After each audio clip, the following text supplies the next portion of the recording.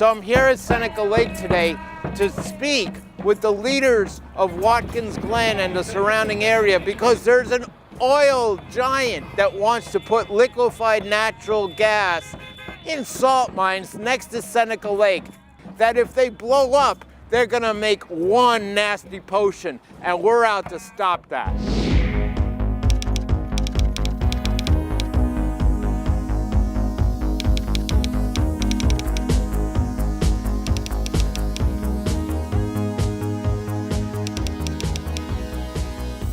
Here at Seneca Lake, we have this terrible proposed fossil fuel project which would bring the products of fracking, namely methane, butane, and propane, to fill the salt caverns that are abandoned from a century of salt mining along our lake.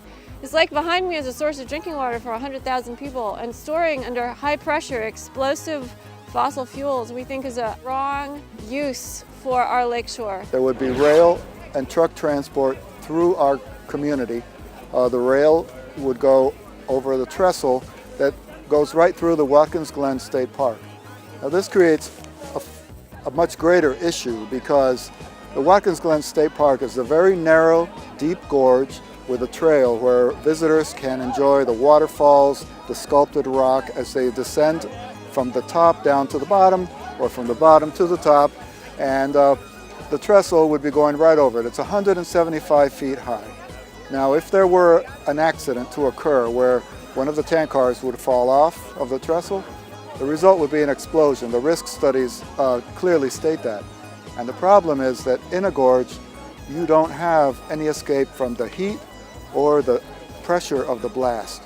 Hey, you've seen me in New York City marching for the climate with millions of people. You've seen me in Woodstock and Kingston testifying against a water bottling giant and saving Cooper Lake. Today we're at Seneca Lake in Watkins Glen. We're gonna be marching with We Are Seneca Lake, and it's all about the water. We Are Seneca Lake's a civil disobedience movement, and we began on the day after the Federal Energy Regulatory Commission approved the final permits for construction on this fossil fuel storage project to begin on our lakeshore. We felt that the decision was reckless and had neglected good science. We think it's the wrong purpose to then use those empty holes in the ground left over from solution salt mining operations as gas tanks for the products of fracking. That's not what we want. That's the part of it that we want to close down. Another day, another planet, and another lake to save. I'm straight from the Hudson Valley, where we fought off a big water bottling giant, Niagara, and I came here to save Seneca Lake, making sure Crestwood doesn't make this lake into some toxic cauldron. I hear 100,000 people get their water from this lake, and let's keep walking.